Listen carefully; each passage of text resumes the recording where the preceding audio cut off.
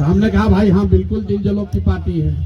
हम लोग का दिल जल रहा है कि बिहार में इतने काबिल लोग होने के बाद भी हम लोग देश के सबसे गरीब और पिछड़े राज्य हैं। हम लोग का दिल इस बात से जलता है कि पूरे देश में जहां भी जाते हैं हम लोग तो लोग कहता है बिहारी मतलब बुर्बक, बिहारी मतलब अनपढ़, बिहारी शब्द गाली बन गया है। इसलिए दिल जलता है। दिल इसलिए जलता है कि एक से एक विद्वान लोगों की इस जमीन पर ज्ञान की भूमि बिहार को ऐसा स्थिति बना दिया है कि शर्ट के ऊपर गंजी पहनता है, कहता है यही जमीन का नेता है, यही यहाँ के जमीन का नेता का पहचान बना दिया। कहता है पत्रकार लोग जो दिल्ली में बैठ के मजाक उड़ाता है बिहार का, यहाँ पर आके उसी नेता को कहता है ग्रास रूट के नेता है, जिसको भाषा का ज्ञान न हो, जिसको विषय का व्याकरण का शब्दों का ज्ञान न हो, उसी को हम लोग बिहार में कहता है कि ये जमीनी नेता है। और आप लोग को एक आग्रह और करेंगे, दो बात जरूर जीवन में रखिए।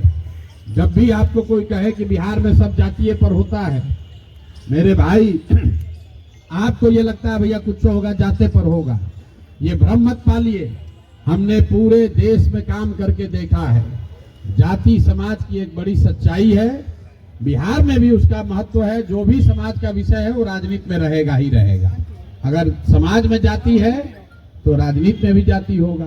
समाज में हिंदू मुसलमान है तो राजनीति में भी हिंदू मुसलमान होगा। समाज में भ्रष्टाचार है तो राजनीति में भी भ्रष्टाचार होगा। लेकिन जाति एक फैक्टर है, जाति एकमात्र फैक्टर नहीं है। अगर आपको ये बात ठीक न लगे, इस पर भरोसा न हो, तो यहाँ जितने लोग बैठे हुए हैं सब लोग जरा सोच के बताइए कि भाई आपने मोदी जी को वोट दिया तो आप में से कितने लोग हैं जो मोदी जी के जाति के हैं। हम रोज यही सवाल पूछ रहे हैं कि अगर बिहार में हर व्यक्ति जाति पर ही वोट दे रहा है तो मोदी जी को बिहार में वोट दिया कौन? मोदी जी के जाति का तो बिहार में कोई है ही नहीं। अरे भाई, ये लोगों ने बिहार के प्रति पूर्वाग्रह बना लिया है कि बिहार काहे पिछड़ा है, वहां तो सब जातीय पर होता है। भाई बिहार का लड़का काहे अनपढ़ है, वहां तो सब जातीय पर होता है। इस चीज को आप दिमाग से निकालिए। जितनी जाति की महत्ता बिहार में है इतनी ही गुजरात में भी है। आज से 25 साल पहले गुजरात में एक थियरी चलता था, खाम थियरी, KHAM, वो कांग्रेस का समीकरण था। जैसे MY यहाँ आप सुनते हैं, ऐसे ही गुजरात में था KHAM, क्षत्रिय, हरिजन, आदिवासी और मुस्लिम। ये खाम थियरी को तोड़ने के लिए भाजपा ने वहां पटेलों की गोलबंदी की।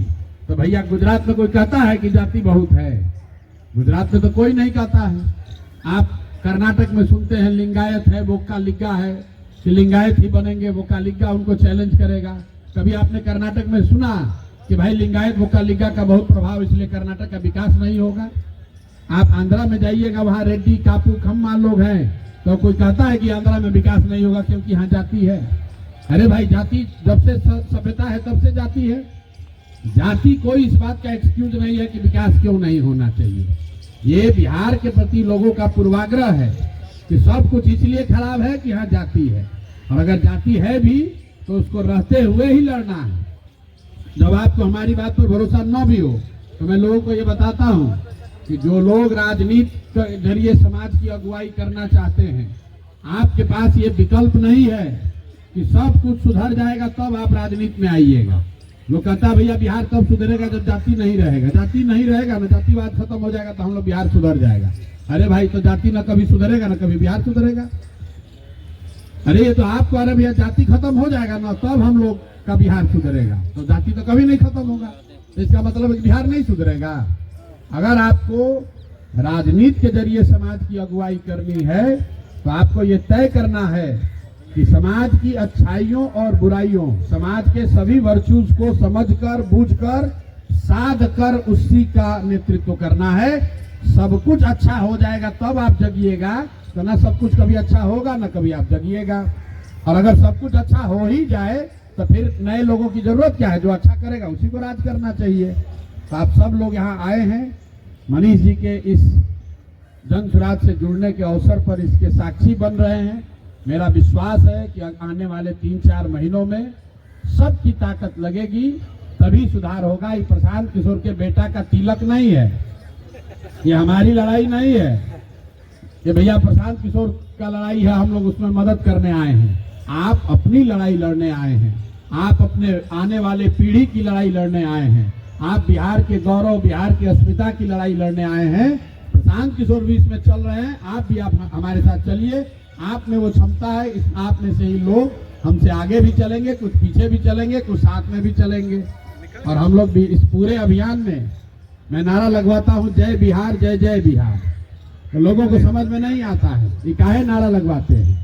ये नारा इसलिए लगवाते हैं कि जब तक बिहारी कहे जाना गौरव का विषय ना हो, गर्व का विषय ना हो, तब तक हम लोग उन नेताओं का, उन दलों का नारा नहीं लगाना चाहते हैं जिन्होंने बिहार को इस स्थिति में पहुंचाया है, इस गर्त में पहुंचाया है। ऐसा नहीं कि खाली विरोधी के लिए है, इसके लिए प्रशांत किशोर भी दोषी है, इसके लिए मनीष कश्यप भी दोषी है, इसके लिए आप, हम सब दोषी हैं।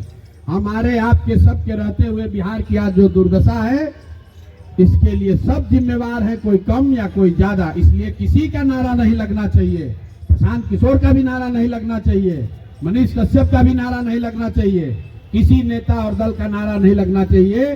क्योंकि हम लोग के माँ बाप की, पुरखों की इस जमीन का जब तक सम्मान, इसका गौरव वापस ना हासिल हो जाए, तब तक एक ही नारा लगना चाहिए, जय बिहार, जय जय बिहार। जितनी तेजी से, जितनी ताकत से पूरे देश में लोग बिहारी को बिहारी कह के अपमानित कर रहा है, गाली दे रहा है, उससे ऊंची आवाज में, उससे ज्यादा रिजॉल्व से, उससे ज्यादा संकल्प से हम लोग बिहार से ये नारा बुलंद करना चाहते हैं, जय बिहार, जय जय बिहार।